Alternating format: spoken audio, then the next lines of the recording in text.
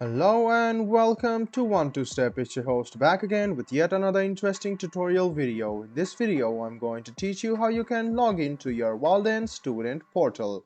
Go ahead and open your Chrome or Edge browser on your PC. Go to the Google search bar to search for Walden Student Portal. Go ahead and click on the first link which appears on your screen. It will take you to the official page of Walden or My Walden Student Portal. Go ahead and click login, which is over here. After you click on login, it will direct you to another portal where you can log into your ID using your college's student account, or else you can just log in using other account.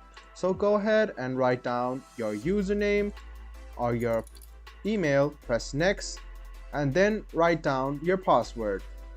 Wait for a while as it will take some time for it to verify your email. After you write down your email, go ahead and write down your password. And then click sign in.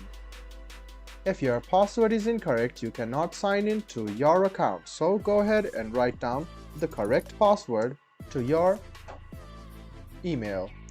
So after you write down the password, go ahead and press sign in.